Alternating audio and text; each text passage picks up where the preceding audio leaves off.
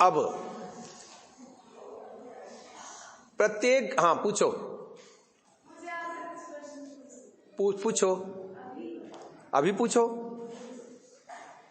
जैसे कल आपके जाने के बाद है ना, वो दूसरे वाले ग्रुप भी आए थे, प्रश्न पूछो, भूमिका मत बनाओ। तो फिर उन्होंने ना, मतलब उन्होंने ये कहा था कि मतलब ईश्वर हर स्थान होगा। तो मैंने उनसे ये पूछा था कि जो ये पत्थरों की मूर्ति होती हैं, लोग कहते हैं कि इन्हें पूजना नहीं चाहिए, इनको पूजने से तो अच्छा है कि मनुष्य अपना कर्म करे और अपने माता पिता की सेवा करे। तो लेकिन फिर मैंने उनसे ये कहा कि लेकिन मैं तो सुबह रोज मंदिर में जाती हूँ और शिव जी पे जल चढ़ा के आती हूँ, और जो भी अगर इच्छा मांगती हूँ वो पूरी हो जाती है। लेकिन गुरु जी ऐसे कहते हैं कि वो नॉन लिविंग होते, जब वो नॉन लिविंग होते तो मेरी इच्छा कैसे पूरी होती है? प्रश्न हमेशा छोटा होना चाहिए, लंबा चौड़ा नहीं होना चाहिए। मेरी बातें आपने शायद सुनी नहीं। मेरा प्रवचन अटेंड किया था आपने? पहले दिन का किया था। मैंने क्या कहा था? महापुरुषों की पूजा होनी चाहिए, कहा था ना। मैंने दोनों प्रकार की पूजा बता दी आपको। एक चित्र पूजा बता दी जो आप करती हैं, और एक चरित्र पूजा बता दी जो होनी चाहिए, है ना। अब ये आपको अपनी विवेक से तय करना है, जो मैं करती हूं उससे मुझे क्या मिल रहा है, ये आपको सोचना है, देखना है। अच्छा सुनो मेरी बात, खिलाना किसको चाहिए? जो खाता है, या उसको खिलाना चाहिए जो नहीं खाता है? प्रश्न का उत्तर दो। खिलाना किसको, मैं दोबारा दोहराता हूं, खिलाना किसको चाहिए? जो खाता है या जो नहीं खाता है? अच्छा, आपने इतने दिन वहां मंदिर में जाकर के खिलाने की कोशिश की, उस भगवान ने कभी कुछ खाया? एक बात। दूसरी बात, सुनाना किसको चाहिए? जो सुनता है या जो नहीं सुनता है? अच्छा, आपको क्या लगता है, जो भी प्रतिमा है, चाहे फोटो हो, चाहे वो मूर्ति हो, भी किसी भी चीज की हो, लकड़ी की हो, मिट्टी की हो, सोने चांदी आदि किसी भी धातु की हो, क्या वो हमारी बात सुन सकती है, हां या ना? इसका मतलब आपका सुनाना व्यर्थ हो गया। सुनो मेरी बात, सुनो मेरी बहन, मैं आपको बताता हूं, दुनिया में ईश्वर एक ही है, और वो 24 घंटे हमारे साथ रहता है, हमारे अंदर रहता है। और मजे की बात सुनाऊं, मंदिर में भी जब दर्शन करने जाता है ना, तो वो आंखें बंद कर लेता है, मूर्ति को देख के दर्शन नहीं होता। जितने भी फिल्मों आदि में दिखाते हैं, क्या दिखाते हैं? मूर्ति के सामने गए, हाथ जोड़े, और उसने क्या किया? इसका मतलब ईश्वर अंदर ही देखने की चीज है, बाहर। अच्छा मेरे साथ दोहराओ, बोलो, हर वस्तु में ईश्वर है। हर वस्तु ईश्वर नहीं है। ये बात दिमाग में उतर रही है? हर वस्तु में ईश्वर है, बेशक। अच्छा, जो जैसा जितना ईश्वर उस फोटो में, जो भी प्रतिमा है, राम की, कृष्ण की, ईसा मसीह की, गुरु नानक की, महावीर की, बुद्ध की, जो भी फोटो मूर्ति आदि है, उसमें जो जितना जैसा ईश्वर है, उतना वैसा ईश्वर दीवार में भी है ना, है या नहीं? पंखे में भी है, माइक में भी है, हर कहीं है ना ईश्वर सर्वव्यापक होने से। तो हर किसी की पूजा करो, केवल उस फोटो की ही क्यों? पर ऐसा हम करते हैं क्या? जब भी ईश्वर को पाना होता है, हमको ध्यान करना होता है, आंखें बंद करनी होती है, संसार को भुलाना होता है। यही ईश्वर को पाने का उपाय है। ईश्वर की पूजा तो इसी से होती है। ईश्वर हमसे खाने को पेड़ा नहीं मांगता। ईश्वर ये नहीं कहता मेरे लिए तुम अगरबत्ती जलाओ। और वैसे भी तुम जब भी अगरबत्ती लेके जाती हो मंदिर में, अपने पसंद की लेके जाती हो या वो शिव जी के पसंद की लेके जाती हो? शिव जी ने तुमको कहा मेरे को मोगरा अगरबत्ती लाओ। यदि शिव जी कहता तो कोई हर एक को अलग अलग थोड़ी ना कहता, हर एक भक्त को कहता मेरे को मोगरा अगरबत्ती पसंद है, मेरे लिए मोगरा अगरबत्ती ले आना, पर सारे लोग क्या मोगरा ही अगरबत्ती लेके आते हैं? इसका मतलब वो बाकी के लोग, तुम तो शिव जी को प्रसन्न कर रही हो क्योंकि शिव जी ने तुमको कहा कि मोगरा अगरबत्ती लाओ, और बाकी लोग शिव जी को नाराज कर रहे हैं। बोलो हाँ या ना? असल में हम शिव जी के पसंद की अगरबत्ती नहीं ले जाते, किसके पसंद की ले जाते हैं? अपने पसंद की ले जाते हैं। बहन इसको समझो, बच्चे खिलौने से खेलते हैं। हम आप सब बच्चे रहे हैं ना, छोटे बच्चे रहे हैं तो खिलौनों से खेलते रहे हैं, है ना? बड़े होने पर खिलौनों से खेलने का मन होता है? नहीं होता ना? बड़ी हो जाओ, बच्ची क्यों बनी रहना चाहती हो, है ना? भगवान भगवान खेलना बंद कर दो और असली भगवान के पास आओ, जो मैंने अभी पिछले सेशन में सिखाया। बोलो असली भगवान 24 घंटे हमारे साथ रहता है। वो हमारी माता है, पिता है, गुरु है, कर्म फल देने वाला, न्यायाधीश राजा है। अब देखो, मूर्ति पूजा करने वालों का, मंदिर में ईश्वर को मानने वालों का, तीर्थ में ईश्वर को मानने वालों का सबसे बड़ा दोष बताता हूं। वो क्या सोचते हैं? ईश्वर तो केवल मंदिर में है, बाहर नहीं है। तो जैसे ईश्वर के मंदिर में जाता है वहां तो वो झूठ नहीं बोलेगा, चोरी नहीं करेगा, दूसरी बहन बेटी के ऊपर बुरी नजर नहीं डालेगा। जैसे ही मंदिर से बाहर आया, उसके दिमाग का क्या काम कर रहा है कि मेरा ईश्वर तो मंदिर में रह गया, अब यहां ईश्वर है नहीं।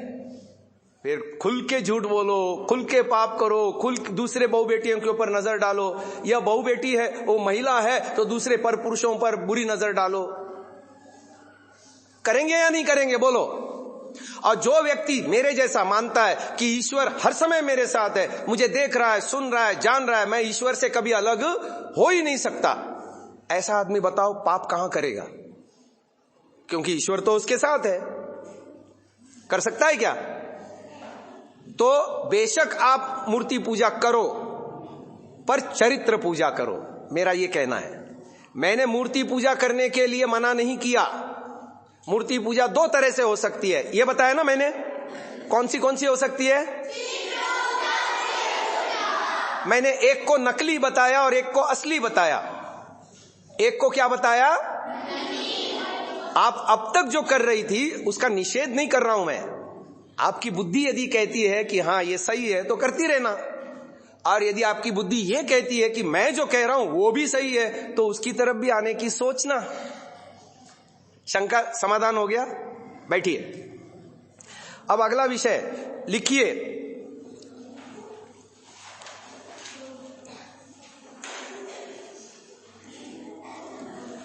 संध्या के 3 अर्थ।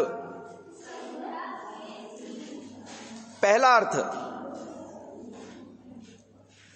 ईश्वर से मिलना और उनसे वार्तालाप करना। ईश्वर से मिलना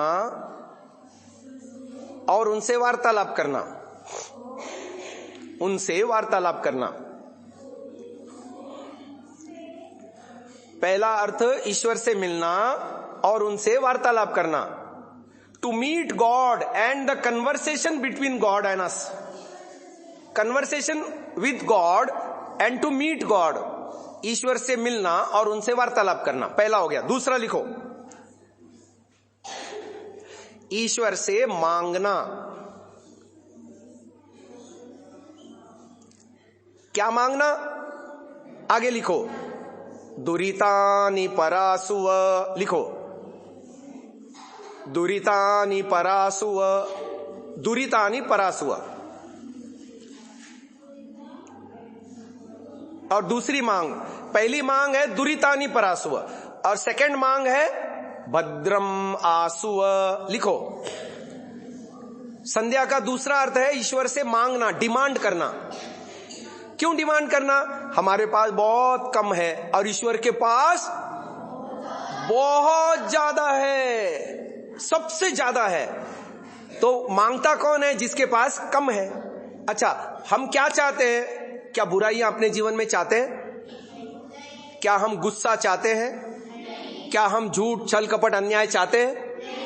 इनको दुरित कहते हैं। दुरित माने बोलो, दुर्गुण, दुर्व्यसन, दुख, इनको दुरित कहते हैं। हे परमात्मा, मेरे जीवन में से दुर्गुण हटाओ, दुर्व्यसन माने बुरी आदतें, बुरी आदतें हटाओ। देखो, अपने से बड़ों को कभी गुस्सा करना चाहिए? हाँ या ना? अपने माता पिता गुरुजनों को गुस्सा करना चाहिए? हम करते हैं कि नहीं करते? मम्मी के ऊपर, पापा के ऊपर और बड़े बुजुर्गों पर गुस्सा करते हैं या नहीं करते? आता है कि नहीं आता है हमको गुस्सा? ये दुरित है।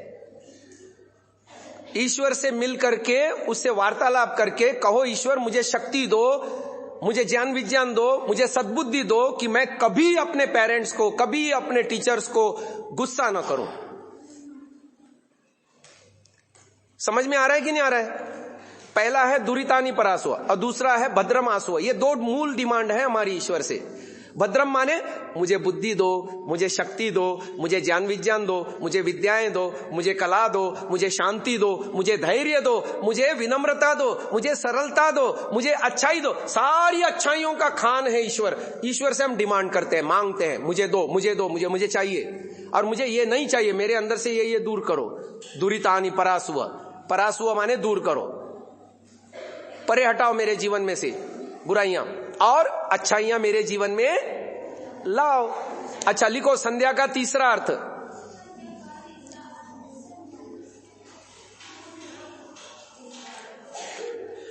ईश्वर जैसा बनना।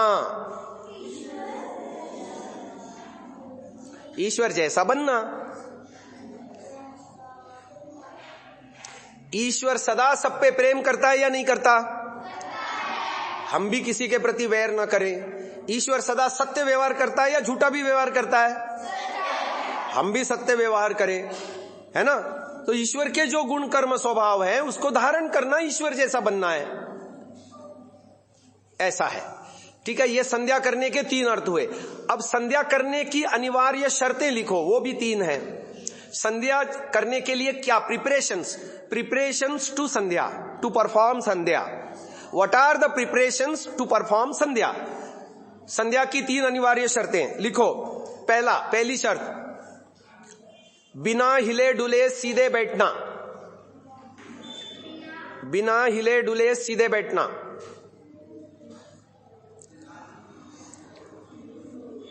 दूसरी शर्त, आंखें बंद रखना। प्रत्याहार बताया था ना अभी थोड़ी देर पहले। हाँ, आंखें बंद रखना, बिना हिले डुले सीधे बैठना। एक होता है स्टिल फोटो और एक होती है वीडियो। स्टिल फोटो में एक बार आपने पोजीशन ले ली, ऐसी फोटो खिंचाई, अब वो जब तक फोटो फाड़ नहीं दोगे तब तक वो हिलेगा क्या? हाथ स्टैच्यू बन जाना। संध्या करते समय स्टैच्यू बन जाना, अब हिलना डुलना नहीं। ये पहली शर्त है। दूसरी शर्त, आंखें, क्योंकि संसार से हमको संपर्क तोड़ना है। आंखें खोलोगे तो बाहर की चीजें दिखेंगी और ध्यान डिस्ट्रैक्ट होगा, इसलिए आंखें बंद रखना। बाकी के इंद्रियों को भी अंदर मोड़ लेना, यह है, पर मुख्य तो है आंखें बंद रखना। और तीसरी शर्त लिखो, अब संध्या की तीसरी शर्त, मन के अन्य विचारों को हटाना। मन के अन्य विचारों को हटा देना, तब आपकी संध्या सही ढंग से होगी। एक तो आपको स्टिल होके बैठना है, दूसरा आपको क्या करना है? आंखें, और तीसरा अपने मन को शांत करना है, अन्य विचारों से हटाना है। केवल संध्या के मंत्रों का पाठ, उसी के अर्थों का चिंतन और भीतर ही भीतर ईश्वर से संबंध जोड़ना, जो जप में आपको बताया था। ओके, अगला विषय लिखो। 4 प्रकार के वर्ण होते हैं और 4 प्रकार के आश्रम। 4 प्रकार के वर्ण होते हैं, 4 प्रकार के आश्रम। हाँ, 4 वर्ण होते हैं, 4 आश्रम होते हैं। वर्ण में लिखो, नंबर 1 ब्राह्मण, दूसरा क्षत्रिय, तीसरा क्षत्रिय, तीसरा वैश्य, चौथा शूद्र।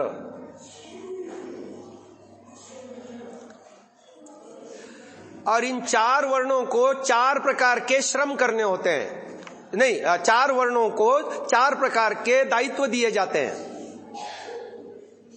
समाज के मुख्य रूप से 3 शत्रु होते हैं। कितने शत्रु होते हैं? बोलो। अज्ञान, अन्याय, अभाव। लिख लो। समाज के 3 शत्रु: अज्ञान, लैक ऑफ नॉलेज, इग्नोरेंस, अज्ञान, और अन्याय, इनजस्टिस, अन्याय। और तीसरा समाज का शत्रु है अभाव। अभाव माने स्कैर्सिटी, कमी। पहला कौन सा बताया? अज्ञान को दूर करने का दायित्व जो प्रथम वर्ण है ब्राह्मण, उसको दिया गया। और अन्याय, दूसरा क्या था? इनजस्टिस। अन्याय को दूर करके न्याय की स्थापना करने का दायित्व किसको दिया गया? क्षत्रिय को। और तीसरा क्या है? अभाव, स्कैर्सिटी। अभाव को दूर करके मार्केट में प्रोडक्टिविटी उत्पन्न करने का दायित्व किसको दिया गया? वैश्य को। वैश्य क्या करेगा? कारखाने लगाएगा, खेती करेगा, पशुपालन करेगा। पशुपालन करने से दुग्ध आदि पदार्थ समाज में उपलब्ध हो जाएंगे, खेती करने से अनाज आदि उपलब्ध हो जाएंगे, फैक्ट्रियां आदि लगाने से क्या हो जाएगा? बहुत सारी चीजों का प्रोडक्शन हो जाएगा और वो स्कैर्सिटी समाज से दूर हो जाएगी। ये समझ में आया? अब एक वर्ण बचा, वो क्या करेगा? ये बाकी के जो 3 वर्ण है ना, उनके अपने अपने कामों में शरीर से मजदूरी सेवा करके सहयोग देगा। शूद्र का काम क्या है? बाकी 3 वर्णों को उनके उनके कामों में सेवा करके सहयोग देगा, शरीर से सेवा करेगा। ठीक है? आया समझ में? अच्छा, वर्तमान में जो वर्ण व्यवस्था है वो विकृत वर्ण व्यवस्था है। कोई बता सकता है क्यों विकृत है? पहले इसको समझने के लिए मैं आपको क्वेश्चन पूछता हूं। एक व्यक्ति डॉक्टर है, उसका बेटा यदि डॉक्टरी न पढ़े तो कोई उसके बेटे को भी डॉक्टर कहेगा क्या? हाँ या ना? एक इंजीनियर है, उसके बेटे ने इंजीनियरिंग नहीं पढ़ी तो क्या उसको कोई इंजीनियर मानेगा? एक व्यक्ति जो है मजदूर है, कल्पना करो, लेकिन उसका बेटा पढ़ लिख करके इंजीनियर बनेगा तो लोग उसको इंजीनियर मानेंगे या नहीं? एग्जैक्टली। ये वर्ण व्यवस्था गुण कर्म स्वभाव के अनुसार होती थी प्राचीन काल में, लेकिन आज के काल में ऐसा नहीं है। लोग क्या समझते हैं? ब्राह्मण के घर में जन्म लिया तो उसका बेटा भी ब्राह्मण, चाहे वो वेद पढ़े न पढ़े, अज्ञान को दूर करने की उसकी क्षमता हो ना हो, फिर भी वो ब्राह्मण ही कहलाएगा। आज जो वर्ण व्यवस्था है समाज में, वो जन्म से मानी जाती है, जबकि जन्म से मां के पेट से कोई सीख के उसको सीखना पड़ता है। आपने चाहे डॉक्टर के घर में जन्म क्यों ना लिया हो, जब तक आप मेडिकल में जा करके पढ़ाई पूरी नहीं कर लेते और उसमें भी पास नहीं होते, तब तक आपको कोई डॉक्टर मानने वाला नहीं, कहने वाला नहीं। ठीक ऐसे ही केवल ब्राह्मण के घर में जन्म लिया इसलिए तुम ब्राह्मण हो, ये बात गलत है। जबकि आज मानी जा रही है। मानी जा रही है कि नहीं मानी जा रही? फिर चाहे वो नौकरी क्यों ना करता हो, ब्राह्मणत्व का कोई काम नहीं करता, ना वेद पढ़ता, ना वेद पढ़ा था, ना यज्ञ करता, ना यज्ञ कराता, ना दान देता, ना दान लेता। ये 3 मुख्य काम, 6 मुख्य काम बताए गए हैं ब्राह्मणों के गीता में, मनुस्मृति आदि में। इनमें से एक भी काम नहीं करता, फिर भी वो ब्राह्मण कैसे भाई? गलत है, लेकिन समाज में माना जा रहा है। ऐसे ही क्षत्रिय का बेटा, उसको नॉलेज नहीं है क्षत्रियत्व के गुणों की, ना वो गुण उसने धारण किए अपने में, लेकिन उस कुल में पैदा हुआ, उस माता पिता के यहां पैदा हुआ जो क्षत्रिय है, तो वो भी क्षत्रिय है ना?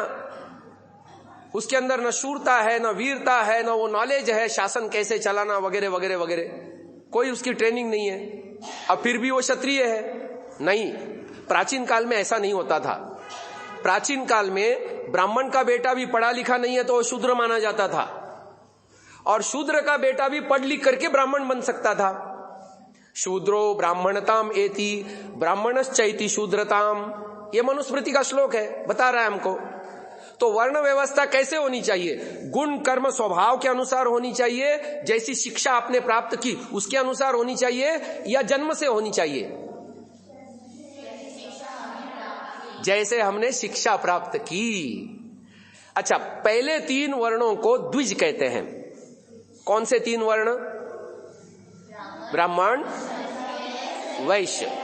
द्विज क्यों कहते हैं? वो पढ़ लिख करके स्नातक बन गया, उसने कुछ योग्यता अर्जित कर ली। एक जन्म तो मां के गर्भ से होता है, वो तो सबका होता है। दूसरा जन्म आचार्य के गर्भ से होता है, यानी आचार्य के पास रह करके आचार्य से जब विद्या प्राप्त करता है और जब वो स्नातक होता है ना, कन्वोकेशन होता है ना कॉलेज में, विद्या पढ़ ली तो उसका एक दिन कन्वोकेशन सेरेमनी होता है, जिसमें वो काला कोट और वो सब पहन करके आते हैं ना, डिग्री लेते हैं। उसके बाद उसका दूसरा जन्म होता है। तो ये ब्राह्मण, क्षत्रिय और वैश्य का दूसरा जन्म तब होता है जब उसने ब्राह्मणत्व की डिग्री पास कर ली, क्षत्रियत्व की डिग्री पास कर ली, वैश्यत्व की नॉलेज उसने प्राप्त कर ली या कौशल उसने प्राप्त किया और उसको डिग्री मिल गई, तब वो ब्राह्मण, क्षत्रिय, वैश्य कहलाएगा। केवल ब्राह्मण घर में पैदा होने से ब्राह्मण नहीं होता। वो पढ़ेगा लिखेगा नहीं तो मंदबुद्धि और मूर्ख ही रह जाएगा ना, चाहे ब्राह्मण के घर में क्यों ना पैदा हुआ हो। समझ में आ रही बात? राजा का ही बेटा क्यों ना हो, आलसी रहा, पढ़ा लिखा नहीं, तो कुछ किसी काम का नहीं हो। ठीक है, चलो अब आते हैं आश्रम व्यवस्था पे। आ माने सब ओर से, अच्छी प्रकार। श्रम माने मेहनत। हाँ पूछो।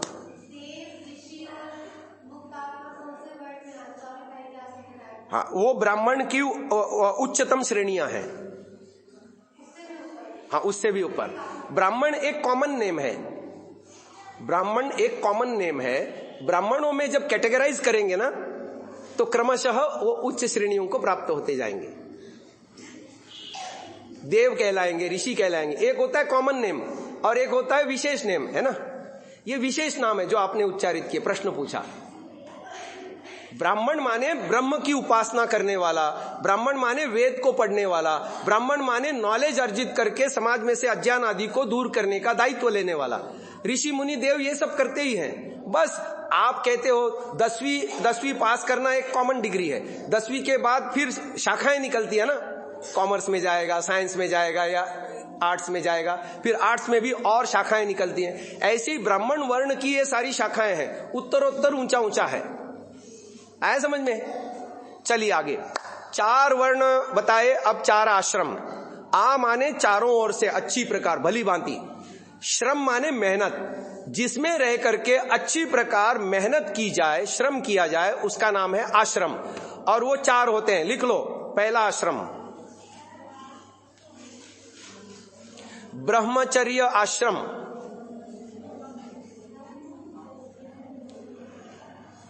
दूसरा आश्रम गृहस्थ आश्रम,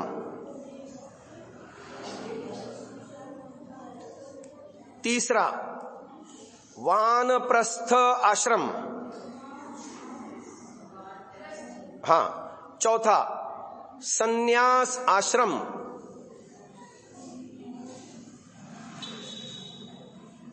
सबसे पहला है ब्रह्मचर्य आश्रम। अच्छा, इनके कार्य भी लिखो। 4 आश्रमों के 4 प्रकार के कार्य होते हैं। ब्रह्मचर्य मतलब श्रम होता है, हर एक आश्रम में श्रम करना होता है। तो कौन सा किस किस आश्रम में क्या क्या श्रम करना होता है वो लिख लो। ब्रह्मचर्य विद्यार्जन श्रम, विद्यार्जन श्रम, to get our self educated, to be a scholar, किसी भी विषय में हो सकता है, टू गेट एजुकेटेड, विद्यार्जन श्रम। दूसरा लिखो गृहस्थ आश्रम, उसका लिखो धनार्जन श्रम, धन अर्जन श्रम, धनार्जन श्रम। तीसरा लिखो वानप्रस्थ स्व अर्जन श्रम, सेल्फ रियलाइजेशन, जो अभी आपको सिखाया है अष्टांग योग में, है ना। अष्टांग योग क्यों करते हैं हम, क्या प्रयोजन है अष्टांग योग का? सेल्फ रियलाइजेशन एंड गॉड, उसमें से सेल्फ रियलाइजेशन है वानप्रस्थ आश्रम का श्रम।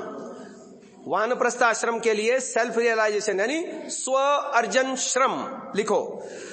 अब अंतिम है संन्यास आश्रम, लिखो ब्रह्म अर्जन श्रम, गॉड रियलाइजेशन, ब्रह्म अर्जन श्रम।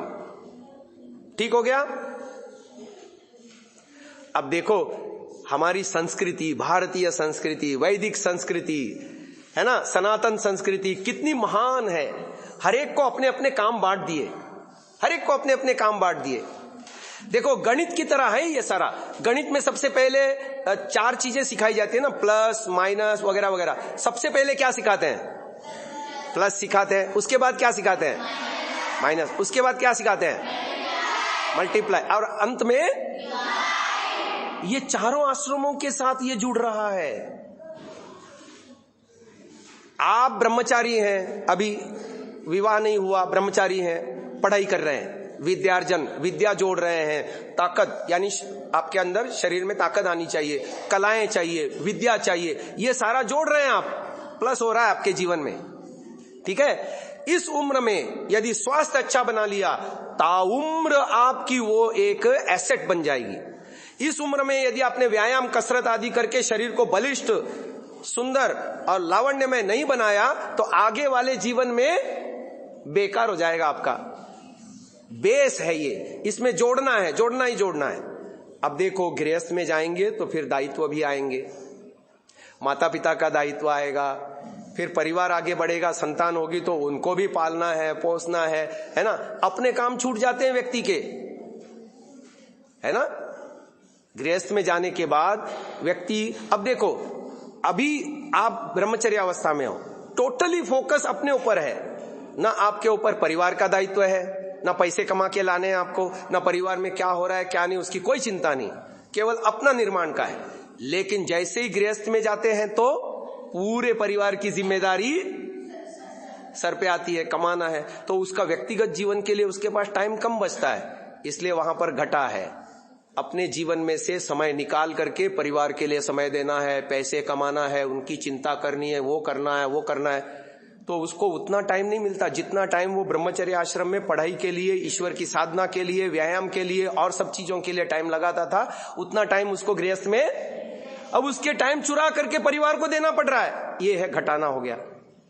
अब जब परिवार के दायित्व पूरे हो जाते हैं, संतान बड़ी हो गई, उनकी भी शादियां हो गई और उसको एक बच्चा हो गया, तो अब परिवार के दायित्व पूरे हो गए। अब वो क्या करता है, जब गृहस्थ के झंझटों में उसको समय नहीं मिल रहा था ईश्वर प्राप्ति के लिए, सेल्फ रियलाइजेशन के लिए, अब वो सारे काम अपने बहू और बेटी के ऊपर सौंप करके, घर को भी त्याग करके वन में जाता है। क्यों? क्योंकि मनुष्य जीवन का मुख्य लक्ष्य ईश्वर को प्राप्त करना और कराना है।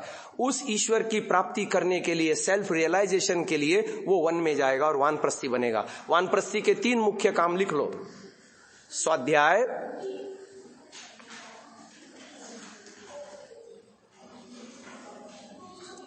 साधना और निष्काम सेवा।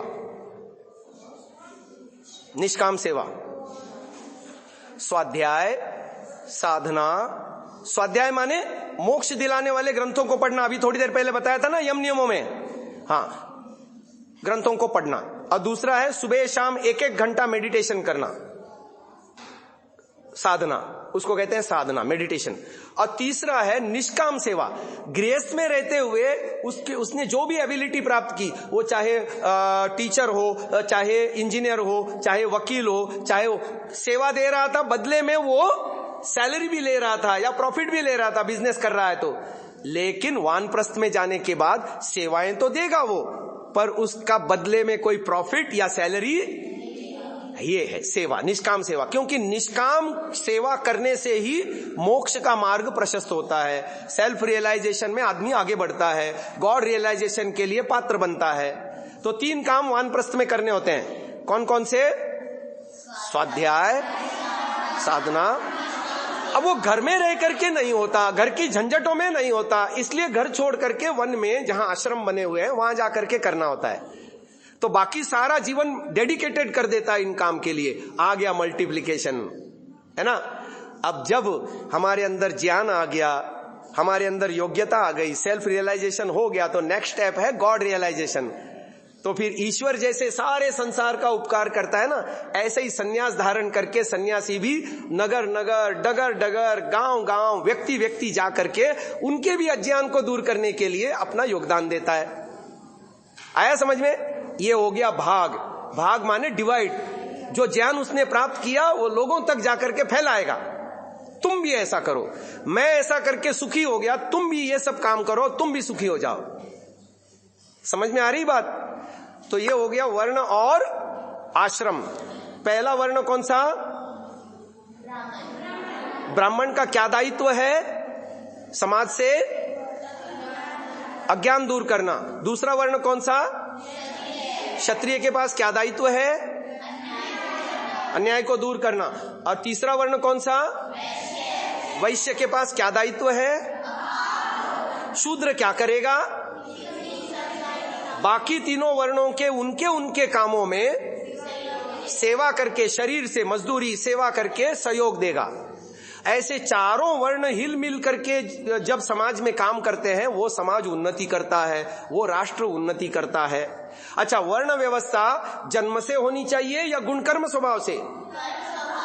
शिक्षा और गुणकर्म स्वभाव से, ठीक है। उसने जो शिक्षा पाई है उसके आधार पर होनी चाहिए। केवल ब्राह्मण के घर में जन्म लेने मात्र से वो ब्राह्मण नहीं कहलाता, ऐसे ही क्षत्रिय के घर में जन्म लेने से क्षत्रिय नहीं कहलाता। और ठीक उसी प्रकार शूद्र के घर में जन्म लेने वाला भी व्यक्ति शिक्षित होकर के, योग्य होकर के उच्च उच्च वर्णों को प्राप्त कर सकता है। और ये महर्षि दयानंद जी ने हमको रास्ता दिखाया। पहले क्या होता था? ब्राह्मण अपने घर के अपने घर की बेटी के लिए ब्राह्मण कुल का ही वर्ण चुनता था। ये प्रथा तोड़ी महर्षि दयानंद जी ने। नहीं, तुल्य गुण कर्म स्वभाव देख करके विवाह करो, है ना। बेशक ब्राह्मण का ब्राह्मणी के साथ होना चाहिए, पर यह जरूरी नहीं शूद्र के घर में पैदा हुआ, यदि उसने ब्राह्मण कुल के यदि गुण प्राप्त किए हो, विवाह उसके साथ हो सकता है। ये ऋषि दयानंद ने हमको सही रास्ता बताया, वैदिक रास्ता बताया। कितना बड़ा उपकार किया। समझ में आ रही बात? अच्छा चलो आगे चलते हैं। अगला लिखो, पंच महायज्ञ। अगली हेडिंग लिखो, पंच महायज्ञ। पंच महायज्ञ।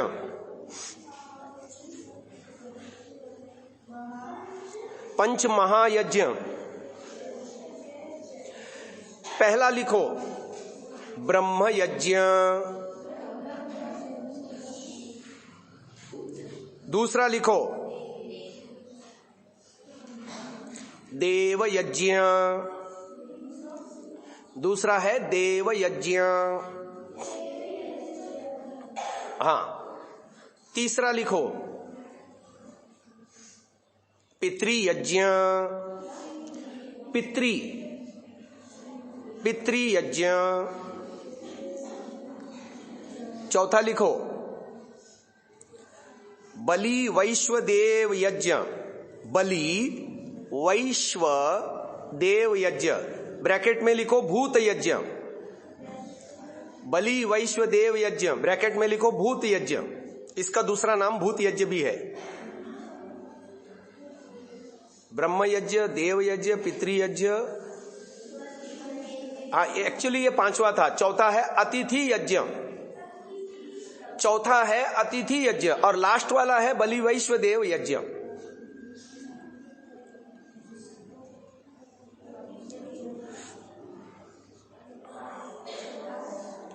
बलि वैश्वदेव यज्ञ।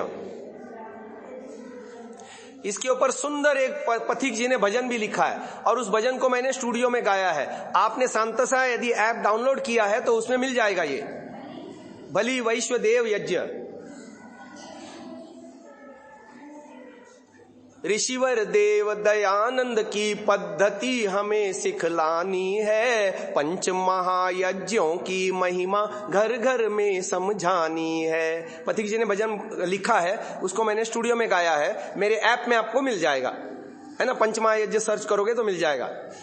तो और ये यूट्यूब में भी है, मेरे यूट्यूब चैनल में भी मैंने इसकी वीडियो बना करके भी डाली है, वहां भी मिल जाएगा।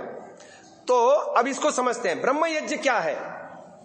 सुबह शाम बैठ करके मेडिटेशन करना, ध्यान लगाना, धारणा ध्यान समाधि के लिए पुरुषार्थ करना, आसन प्राणायाम प्रत्याहार धारणा ध्यान समाधि, और उसमें संध्या के मंत्र दिए गए, महर्षि दयानंद जी ने संध्या की विधि दी गई है, उन मंत्रों के आधार पर ध्यान करना, इसका नाम है ब्रह्म यज्ञ। सुबह शाम ईश्वर को थैंक यू कहने के लिए बैठना। क्यों थैंक यू कहें हम?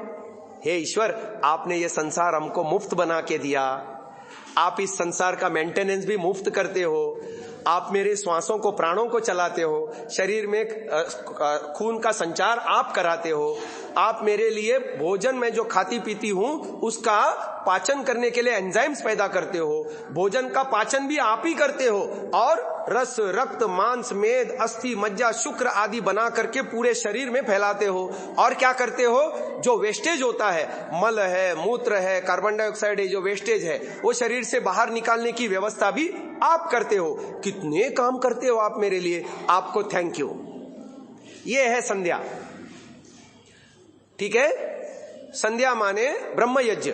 ब्रह्म यज्ञ माने ईश्वर को धन्यवाद देना, ईश्वर के गुणों का वर्णन करना, ईश्वर की स्तुति है। ईश्वर से दो चीजों की डिमांड करना, दुरितानि परासुव भद्रम, मेरे जीवन में से बुराइयां दुरित दुर्गुण दुर्व्यसन दुख हटाओ और मेरे जीवन में सारी अच्छाइयां लाओ। ये है भद्रम आसुव, ये है प्रार्थना। और ईश्वर को बैठ करके फील करना, ईश्वर को बैठ करके फील करना। कैसे फील करना?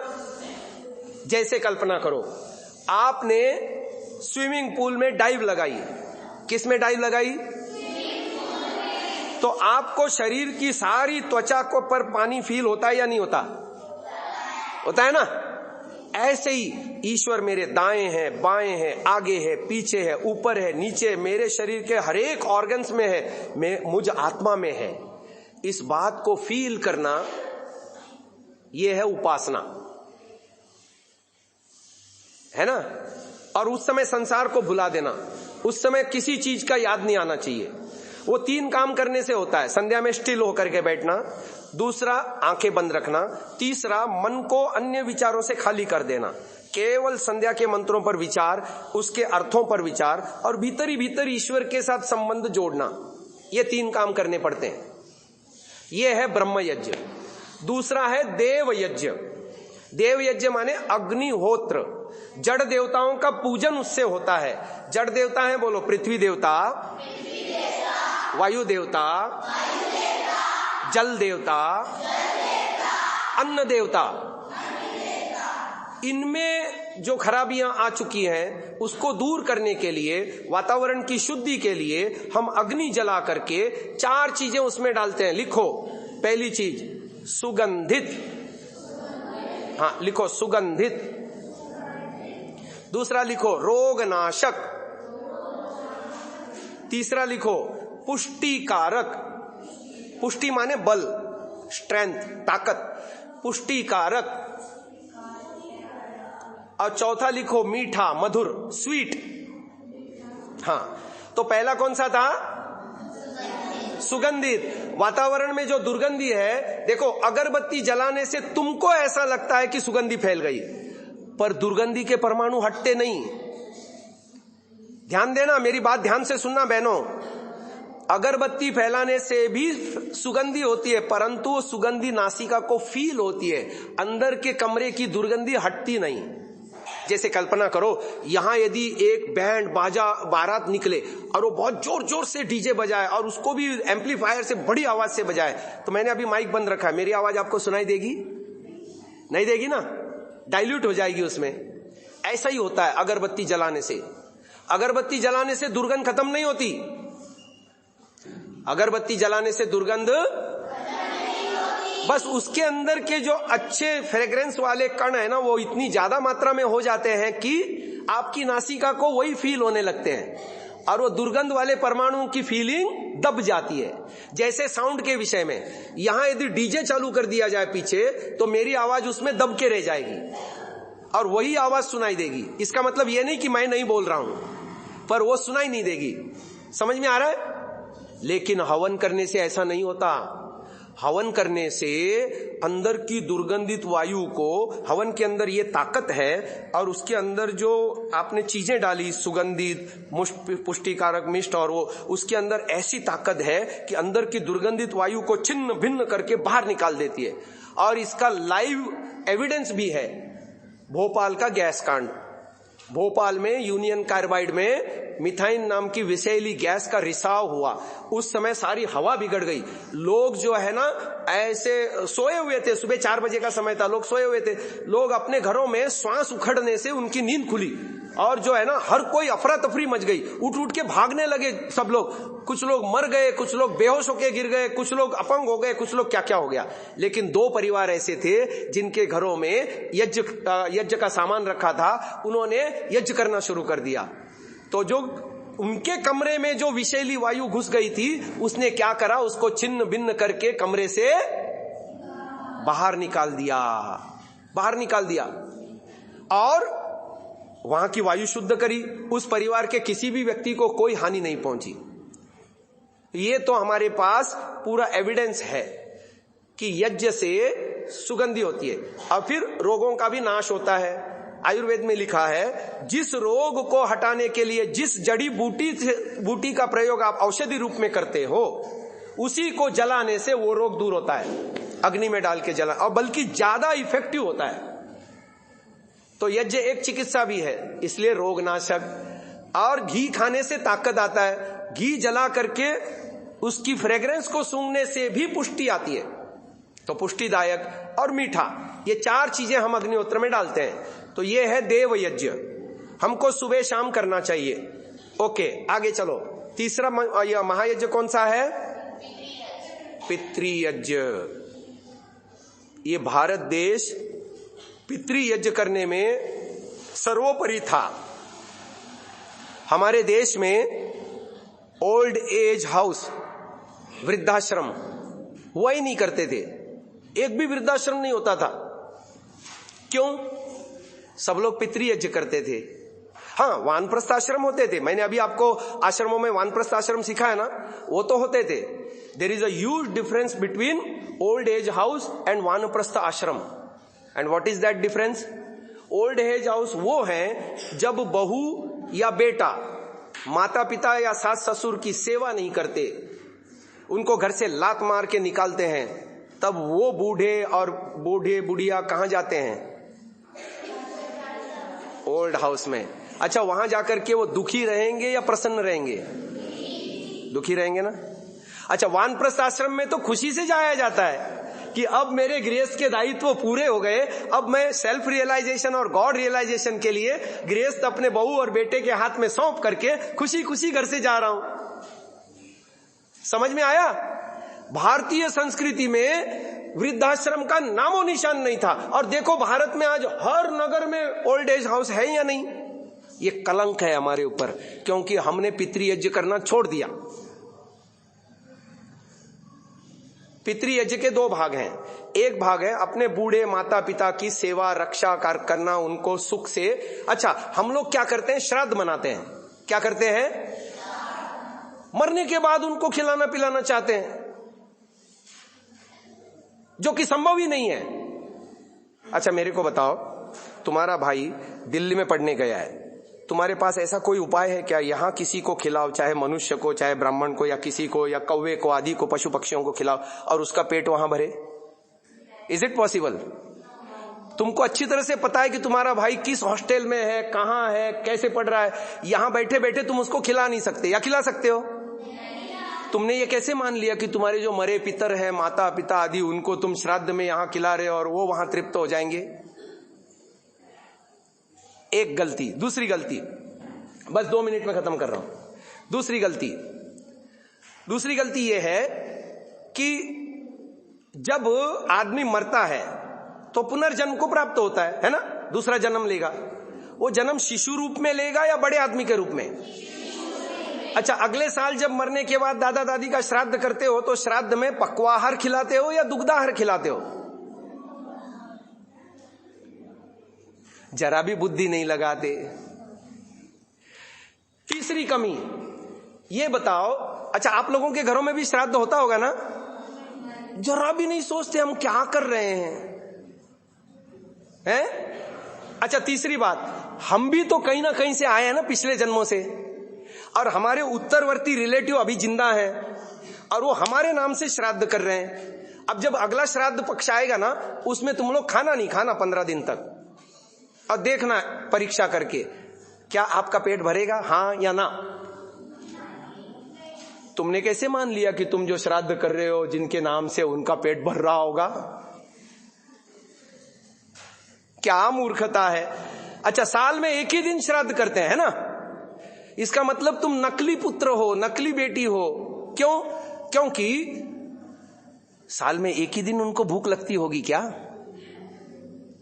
बाकी 364 दिन वो भूखे मारते हो उनको। कोई तुम्हारे साथ ऐसा करे तो अच्छा लगेगा क्या?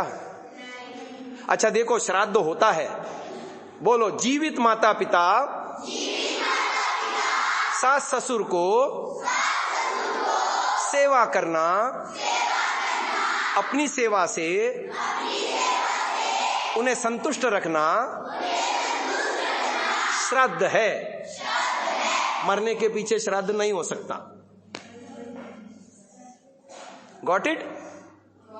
हाँ, तो जब तुम गृहस्थ में जाना तो ऐसा श्राद्ध मत करना। तुम्हारे माता पिता करते हैं तो उनको पहले समझाना, जो मैंने तुमको लॉजिक बताए उनको प्रेम से समझाना, गुस्सा नहीं करना, प्रेम से समझाना। समझे तो ठीक, नहीं समझे तो कोई बात नहीं।